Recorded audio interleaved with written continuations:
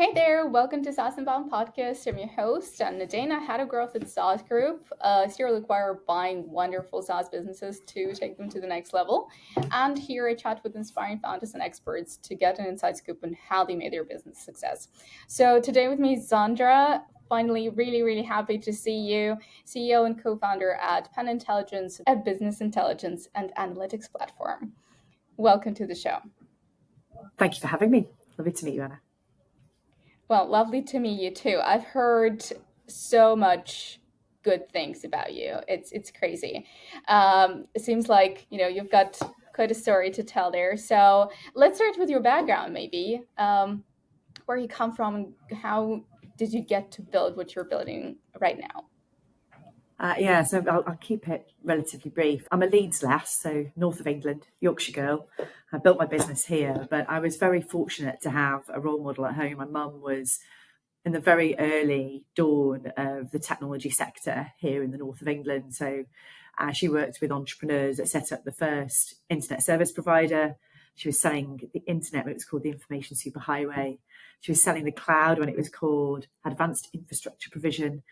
She was selling desktop computing, digital equipment corporation to businesses when people were just getting their head around this idea that they could have a computer on their desk to work from, and it wasn't just in a room for a special few. So she really was at the dawn of technology. So we had the first computers at home, first versions of Word, modems, 10 years before people were having them. So I was very much brought up around technology, and she was a great role model. And when I left university, I just wanted to be my mum, wanted to work in tech, if I'm being honest with you. She was having such a great time. So I went straight into the tech sector, worked for many sort of early stage startups, mostly in software, selling everything from HR software, time recording systems, backup and recovery, recruitment, medical device, software technology, you name it. I'd been sort of involved in all sorts of aspects. And then I found myself at 30 with two small children. And it was quite hard to maintain a full-time career with international travel with two very small children. But I loved being in the tech sector. I was very passionate about startup and scale-up technologies and emerging technologies. So I set up my first business, which was a consulting company, a bit like a fractional CRO, really, going into early stage software businesses. They would call themselves online software as opposed to cloud or SaaS as it's evolved into. But people that were at the early stages of building those first SaaS platforms and helping them to find their addressable market, build their go-to-market strategies, kind of create sort of software sales pipelines right at the early dawn of, and usually sort of operate in a quite a fractional way. And that's where I met my co-founder. My co-founder was working for one of my clients, and he was building what has become Panintelligence. And we had the opportunity to do a management buyout. And that's where my journey really started, in being the founder of my own software business as opposed to helping other founders sort of grow and scale theirs. Okay, that's an awesome story. I think it was so great to have such an awesome role model in your family. That well, everything I've heard about you helping other female founders, I guess we'll get there.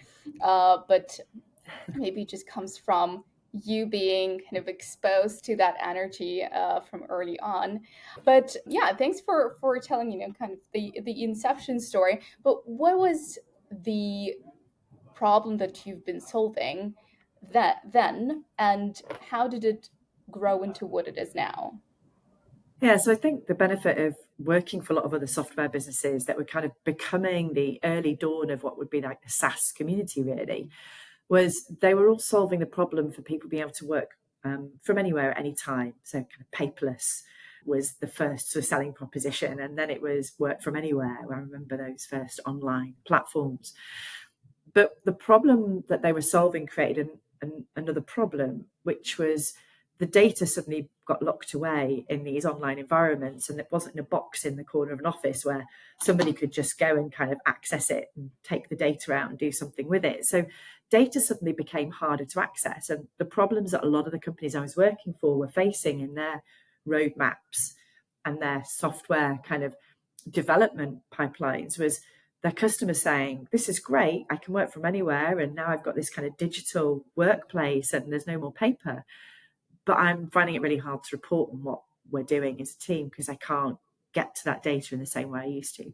So I experienced that time and time again, and I could see this was a sort of escalating problem. I mean, the average small business has over 100 SaaS platforms now to run it, which is incredible, right? So this was an exponentially kind of expanding issue.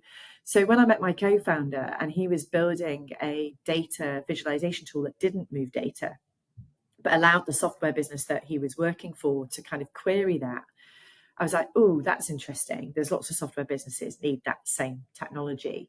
And we started to look at selling this to other software businesses, and we were right. Lots of software businesses said, yeah, we don't know how to do this, but you seem to have solved that problem.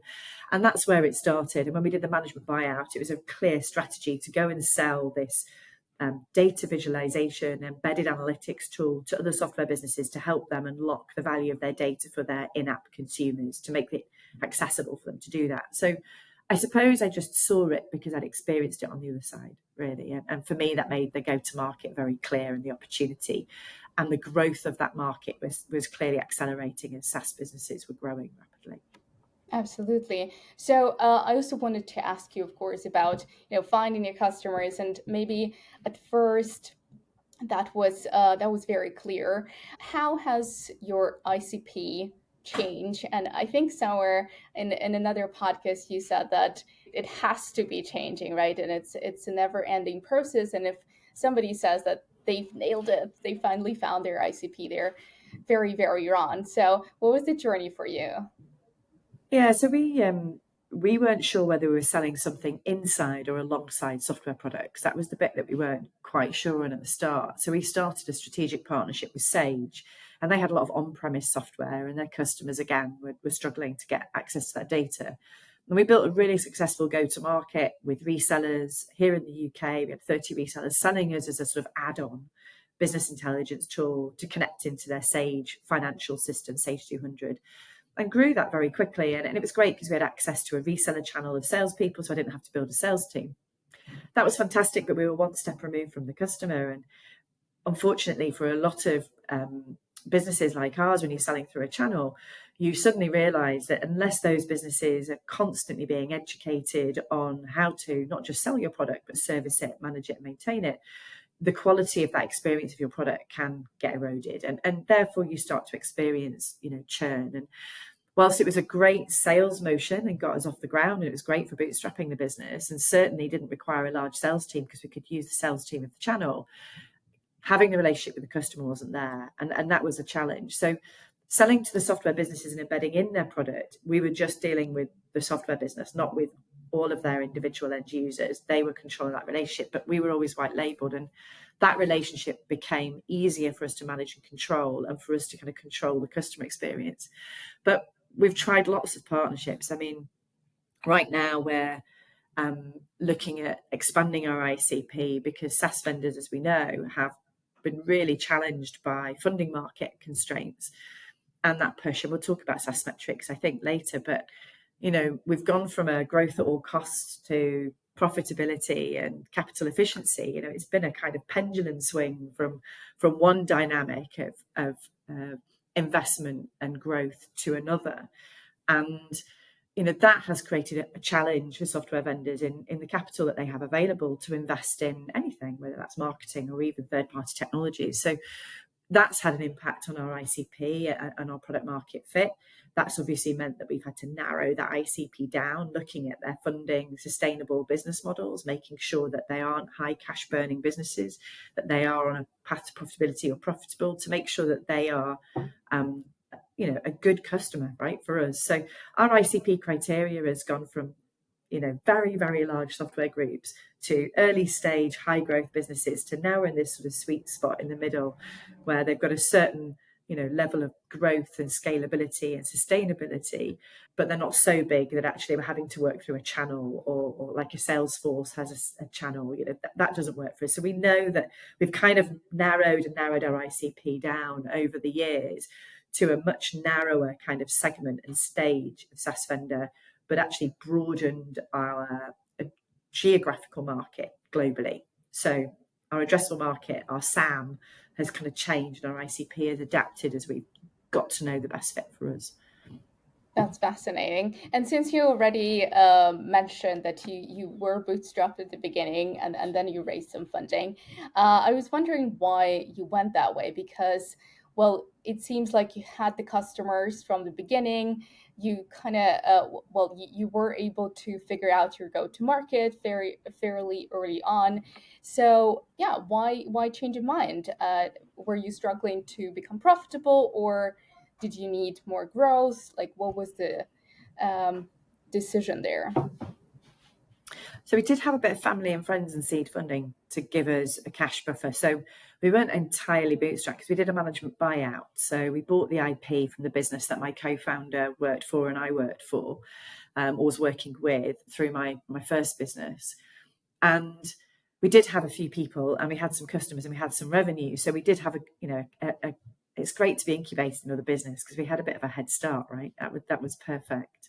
But actually, we had some funding from people that were already in that business that we did a management buy about, and we also put our own money in. So that kind of gave us some cash flow. And then we just basically invested back in the business and grew organically until 2019. So we did the management buyout in 2014. The go-to-market motion, the sales motion, was critical to being able to bootstrap. So, like I said, with the reseller approach, building sales teams and a sales organization is really expensive without a clear go-to-market motion that has a product market fit that you can confidently back and support with data for investment. So you need to prove that out. So channels are great because I had something like 50, it must have been more than that probably, salespeople through these resellers selling my product, and we were just giving a healthy margin away. So I think we were giving 50% away. That we made sure right at the top of their list as products they wanted to sell because they got the most commission off it. So that helped us get some traction. It helped us to keep ourselves lean and gave us a sales organization outside the business that helped us to win those logos. So I think sometimes it's about thinking about ways in which you can acquire business in those early stages, or test the market, validate your product market fit, validate your ideal customer, but not necessarily have to build in the overheads into your organization. And I think reseller channels can be a fantastic way to do that. And then as we sort of established ourselves more and got to a critical, I think we got to 1.5 million ARR, we had a big enough customer base. But a lot of that revenue is annual upfront licenses. They've been perpetual licenses because we needed the cash to cash flow the business. So we were selling in a particular way to support that. But we knew in order to grow a valuable company, we needed to move to a monthly recurring revenue model. We needed a pure SaaS offering, so cloud, embedded in cloud. And that cost of development and that movement of revenue from annual to monthly would create quite a big cash dip for us. And we knew in order to create a valuable, scalable business, that was the transition we needed to make, and that required capital. So we knew what the addressable market was. We knew that we could expand that, and that the SAM, the TAM, was big enough.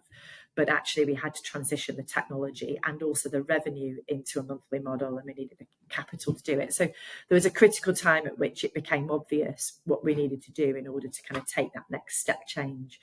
And grow a scalable business from what was a startup. Yeah.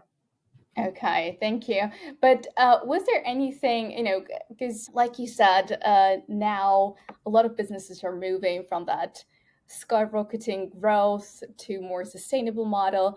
Was there anything that you took from the times you were still bootstrapping into this era when you already raised some funding?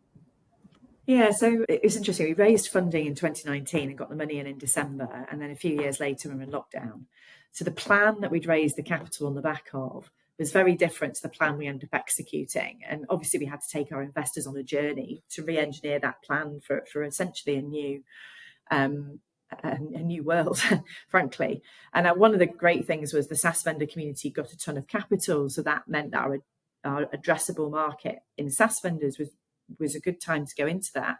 But we did have other channels at the time, and we decided to switch them off because there was going to be no growth in those. So we doubled down on SaaS vendors. We had intended to build an international operation. We set up ourselves up in Boston. In fact, we flew back 3 days early from Boston just before they shut all the flights from Europe into the US. So right at the start of the pandemic, we were just in that motion of establishing our footprint in the US. So we had to kind of go back to basics on how do we grow this business with this capital, but without being able to be physically present in places.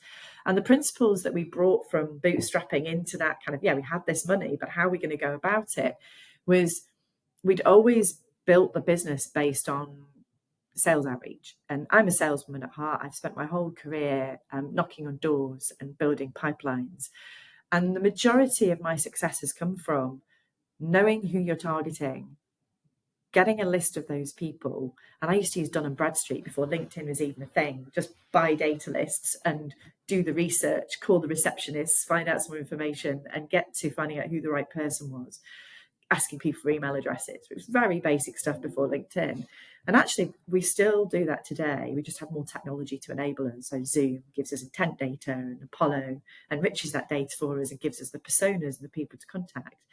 Dripify automate sequences into LinkedIn. But right in the early days, from my very early career, the principle is the same. Know who the good fit customer is, create lists, and systematically keep connecting with them and contacting them. 12 touch points, just keep going. Because ultimately, the first, second, third, fourth, fifth time you contact someone, it's, you're not going to get through to them. It's really kind of persistent outreach, knowing that what you have for them can help them, and being compelling in that messaging. You will catch people at the right time. There's a lot of dependency on digital advertising and inbound traffic for a lot of SaaS vendors. And a lot of businesses are very successful at that, but it's expensive. It's hugely expensive. And you throw a lot of money away paying for clicks and paying for engagement that will never be value to your business, no matter how you limit your audiences. The great thing about targeted outreach is you're hunting for the people that you know are a good fit for you. And that energy served us really well internationally. It served us really well at the start of business. And it's still our main go-to-market motion today, is that I call account-based sales outreach. And that's quite a bootstrapped approach because it doesn't cost a lot. You don't need all these tools. Get a list, go on LinkedIn, find the people, and just consistently contact them and communicate them with a really clear message of the value you can bring. And that's a great bootstrap strategy, but it's also at scale. You can do that with the technologies that we have today as well. That's wonderful. Thanks for sharing that. I want to, and I just love the passion that you have when talking about this. So I want to come back to your strategic partnerships with the resellers, and well, we talk a lot about partnerships here, and it's never like one playbook that everyone uses to make those work. How do you find the companies to work with? How do you find the person that you want to reach out to make sure that the partnership is going to be established? Are there any hacks? Maybe, like, I heard some founders not go into partnerships people, but go into customer support people, or go into marketers even, and so forth. So how are you going about it? So partnerships has probably been one of our biggest fail areas as a business by a long way. I think you can invest a hell of a lot in partnerships and get nowhere. Some of our big fails were Salesforce. Most of their channel of consultancy businesses, they don't know how to sell software. They're not selling Salesforce, they're just delivering services around Salesforce. So getting them to sell an add-on is really difficult, and there's not enough margin that you can create for them to the price point that's on the App Store. Other channels that we tried, we know Exact, which is a finance platform very big in the Netherlands. They were integrating through an API, and it kept changing their API, which meant it kept breaking how our product worked. And we spent more time developing than we did kind of working through a channel. So no more API integrations. That was let the experts do that, the ETL technologies. We then tried to partner with data warehouse providers, people in the data ecosystem, the people that move data, ETL, and the people that kind of store that data warehouse providers. Some of the emerging entrants in the market, because we could be disruptors together, to some of the bigger players like Snowflake, so Yellowbrick and Snowflake. Equally, you've just got to be big enough to matter to these organizations. And if you're not big enough to matter, it's a one-way traffic. You invest a lot in them, educating their teams, trying to get their attention, turn up at their events, spend money at their conferences. But ultimately, it's not going to flow back to you unless you are going to help really expand their universe. And if you don't have a big enough customer base, if you don't have a big enough team to constantly engage with what's usually lots of people changing seats all the time in these large organizations, you're never going to keep up. So we learned a lot. And we learned how not to do it. Crikey, we've learned how not to do it. The best partnership that we've had is AWS and Sage, actually, in the early days. That reseller channel still serves us today. But AWS, and I put that down to two things. The first thing is you've got to invest in one partnership and do it really, really, really well, and have a person that is dedicated to working across the entire organization. It means showing up at all the events. That means making sure that you are connected in across, horizontally and vertically. Find the team that's got a vested interest in your product, go deep, but go horizontally across all teams, from marketing to customer success to operations to investors to you name it, anywhere that you can sit across horizontally as well as deep and vertically into the team that might be introducing you into their customer base. And, co-create events that you have a shared interest in. So pitch yourself as a panel member, pitch yourself as not just a speaker, but somebody that can facilitate community, right? Can bring community together.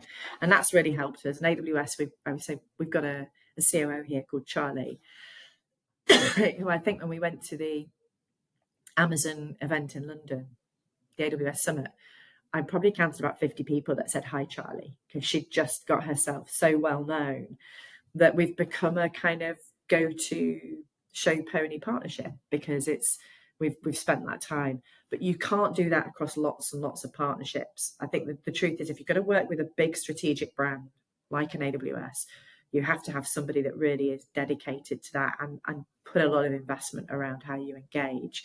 And that is the only way that a large organization like that, really, you can have a relationship with.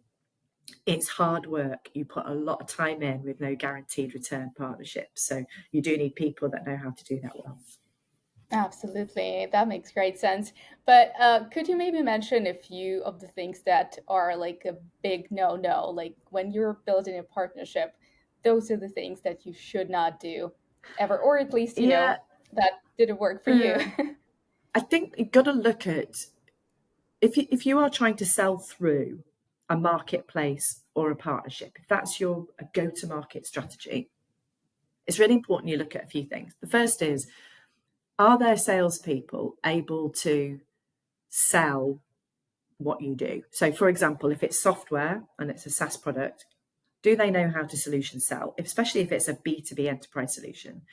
If you've got product-led growth and it's more about marketing kind of attribution, that could be slightly different. The salespeople matter less. But if you rely on any kind of solution on enterprise sale in that motion, you need to know the people in that organization have the capability to do that you're training people that can do those things. So depending on what you need from that sales motion, you need to check that their ecosystem, the people in that ecosystem, have those skills. Equally, look at, how big are you to them? If you are not very big to them, it's going to be very hard for you to actually get any traction. So you have to be more than just a partner. If you're small, there's got to be some other benefit to being that partnership. So in AWS terms, the female founder agenda is really important to them. And we lean very hard into that as a business with the data and the work that we do around our projects. So there's an alignment on strategy there, which means they have a vested interest in promoting our business. They've also got some strategic alignment around AI and data, which again is a space we're in. So there's some strategic alignment. So if you're not very big, you need to find strategic alignment with that brand and align on those particular areas of strategy. So I think those are two things I would step back and look at when you're thinking about partnerships. The sales skills and whether that match your sales motion, and strategic alignment on some of the things that you do. Okay. Yeah, that's great. Thank you. Okay, so we wanted to, like you said, we will probably talk about metrics a little bit. So let's start with those that you were tracking. So obviously, they've been changing from the beginning of Panintelligence to now. So what are you tracking at the moment, and how has it been changing? Like, what is becoming irrelevant or more relevant, on the other hand, with the growth of the business?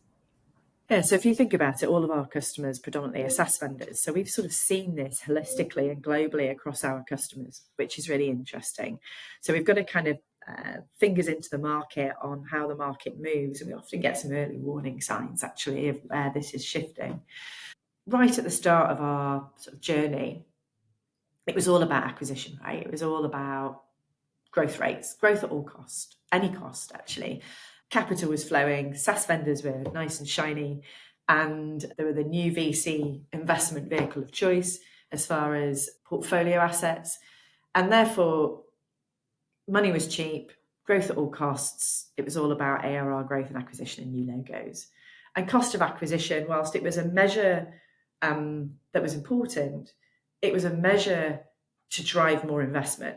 So if your ratio on cost of acquisition was at a particular level, sort of 0.7 and above, then invest more. So it wasn't really about cost, it was more about investment, I think, at the time, or it certainly felt that way.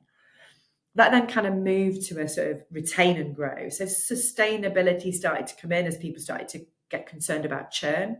We're investing a lot of money, but it's, dropping out of the back end. So we started things like net revenue retention became the next thing that everyone was looking at. It was all about churn rates and, can we keep and grow what we've got? But it's still very much about growth, but it was like winning the right business where ICP suddenly became more and more important. You heard that language talked about more. Have we got our product market fit or an ideal customer right? Can we win the right business and keep it and grow it? So it very much became about retain and grow.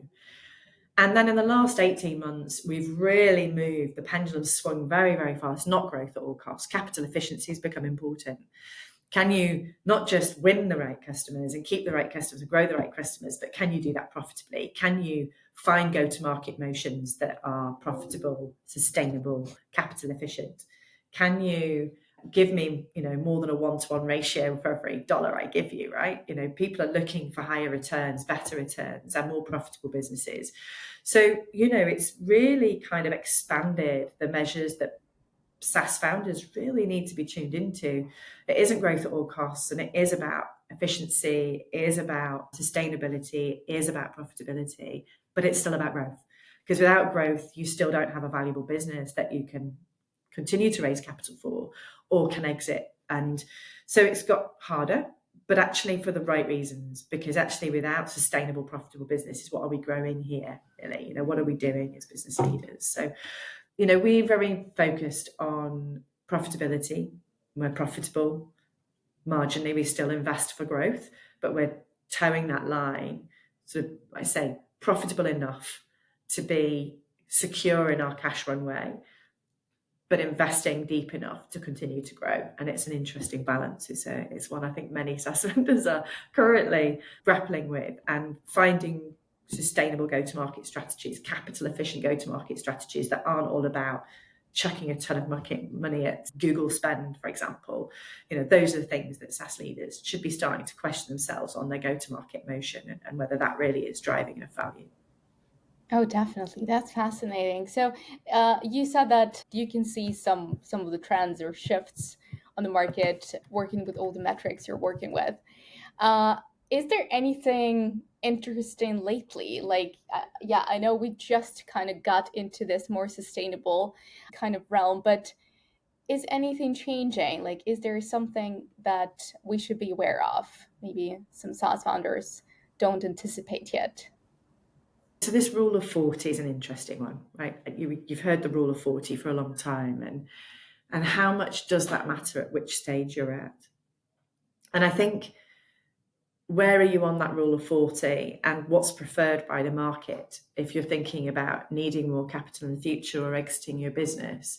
I think there's a resetting around that and a much greater weighting on 10% profitability against 30% growth. And therefore, I think we need to be asking ourselves about the teams and operations we need to service maybe a slower growth rate, but a more profitable business. And that does re-engineer some of our thinking around what we need in our team and who we need in our team. Because a team focused on rapid growth is very different to a team that you need for sustainable growth and the experience in that team. So I think there's going to be a refocus on smaller, more efficient, skilled teams as opposed to large scaling cultures. That for me begs the question about will we have a skills and talent gap anymore?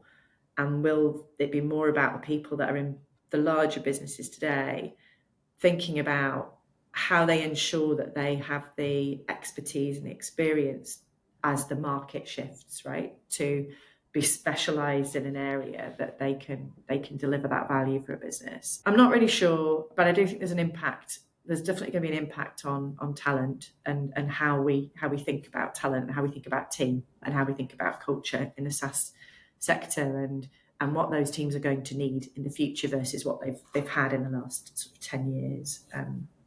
We'll see. Okay, that's really interesting. I think it's the first time I'm hearing something about this in regard to, what metrics we're tracking and like what shifts in SaaS we should be anticipating.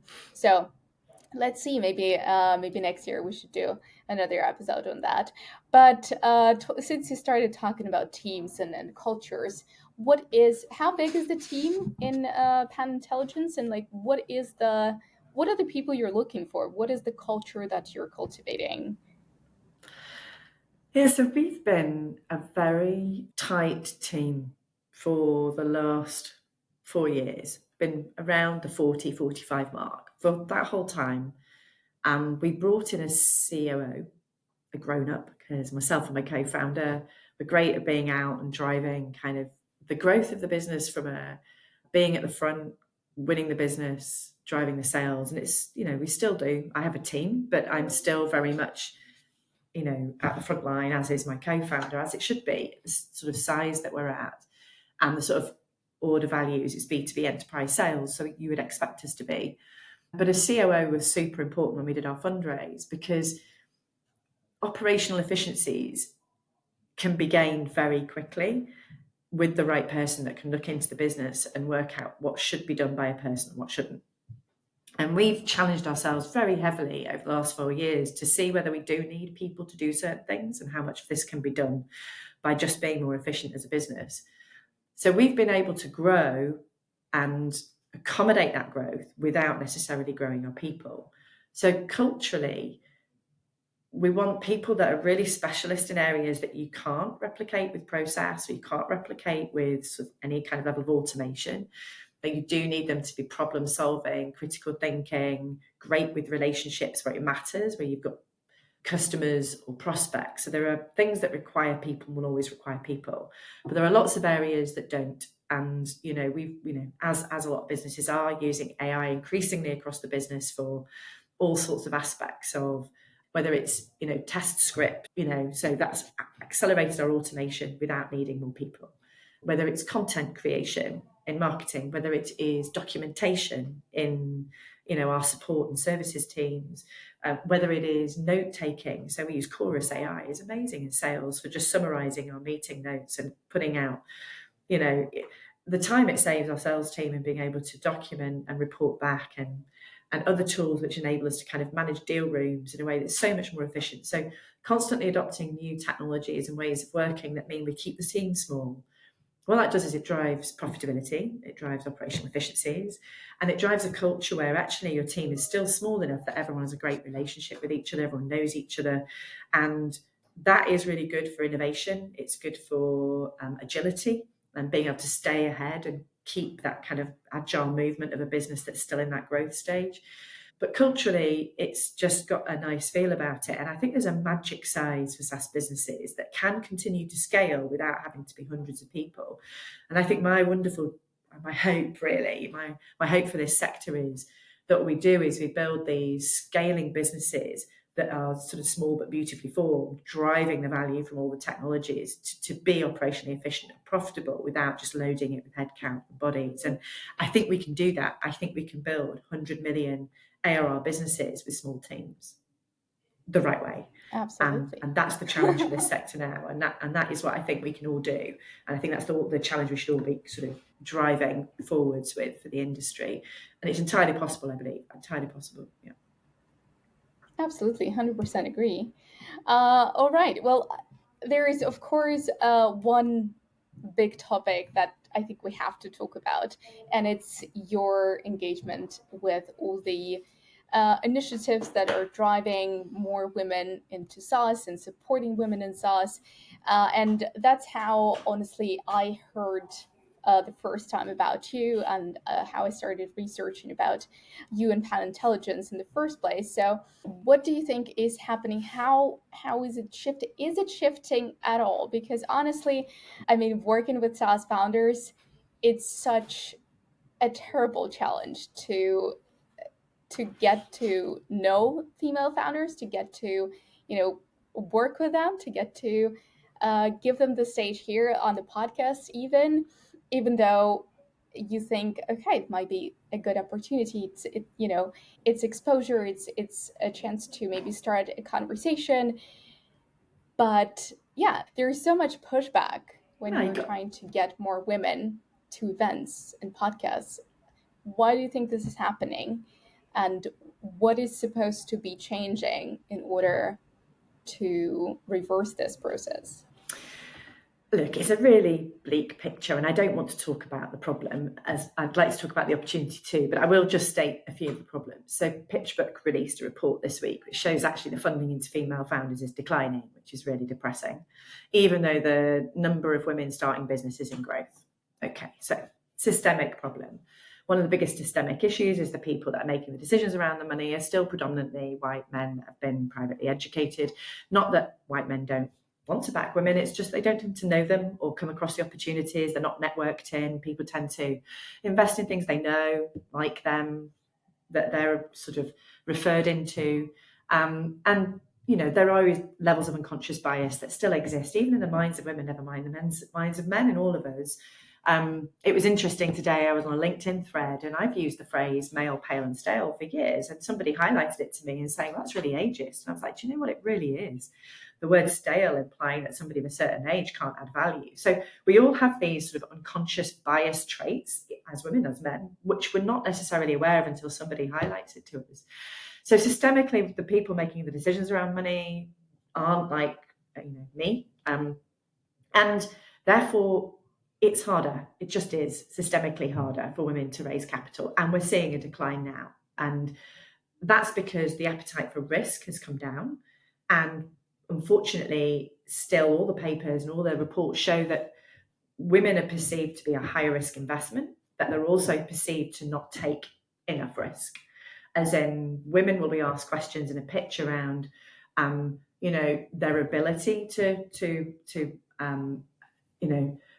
lean into ambition, lean into risk, whereas men are assumed that they will, and therefore they're told about they're asked about the opportunity and the scale of the opportunity. So there is a perception that women are both high risk and don't take enough risk, and that really stops investment and capital flowing. So we do have a real issue in that regard. As a result, there's less of us. There's less of us that have been funded, less of us that are growing and scaling businesses in the SaaS space. It's declining as opposed to increasing, which is a real shame. As a result, I'm super, super passionate about helping women to break through some of these barriers, because it's not for a lack of ambition.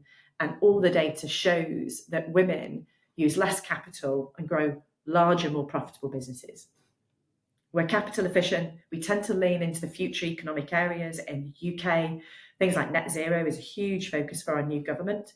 And there's a lot of finance that is going to be focused on that agenda, and women disproportionately lean into that area more than others as areas for growth as an entrepreneurship. So, women are going to be driving some of our future economic strategies and growth areas, and therefore investment needs to be making its way into their hands.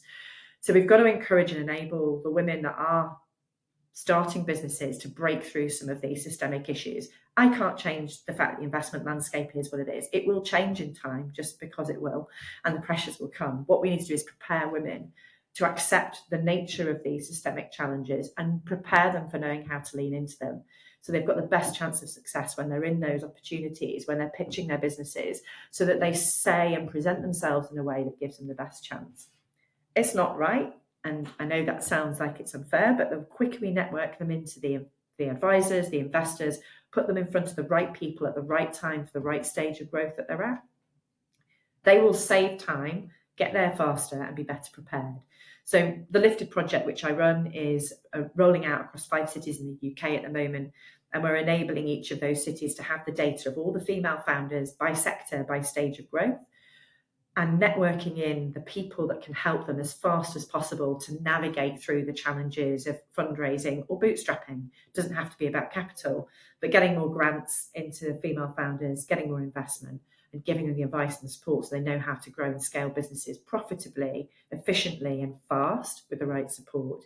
So really kind of wrapping our arms around the community and saying, you can do it, we're here for you, and here are the people that are alongside you that will help you get there. So I'm determined that it's not about a lack of ambition or a lack of opportunity, and the business case is women grow and scale businesses more profitably with less money, and in the areas that we care about. So we've got to solve this problem. We've got to do it because women are starting businesses at a faster rate than they ever have. We're just not getting them backed properly. So yeah, I am massively passionate about this. I'm very vocal about it. I'm investing in this area, both in my business, but also outside of it in some of the areas. And I'll continue to do so because I only got here because I was fortunate enough to grow up in a home where I had a role model. And for a lot of women, that just does not exist for them. They haven't grown up with a role model at home. They don't know other female founders. They don't have support networks or access to angel investment or no high net worths or no corporate finance people. They just don't in the same way a lot of men do. Fact. It's just fact. And we've got to sort that out because when you've got that framework around you, it's so much easier to get there. You can't be what you can't see. And you need support. It's hard growing a business. In fact, if it was easy, everyone would do it. It's really tough. And you need the right network around you, and you need the right support, and you need to take money in at the right time on the right terms, or it can break your business. So yeah, I couldn't be more passionate about this. And I want more women being invited by you onto this podcast, and there being enough of them that you don't get pushback, because that's when we've turned the needle. I'm trying. Honestly, I'm trying. And yeah, to whoever's listening, I know you are. Always happy to to get even more women on the podcast because, well, March was dedicated to female founders only, but we were fortunate enough to get way more female founders. I think we got 2 or even 2.5 months worth of podcast with only female founders, and I was really happy about it. But yeah, it shouldn't be about a month of female founders. It should be a norm. So yeah, it's great how passionate you are about the cause. So I want to wrap this interview up with 2 questions. First one is, what do you think has been so far? It could be for you, it could be for a business, the biggest win and the biggest failure.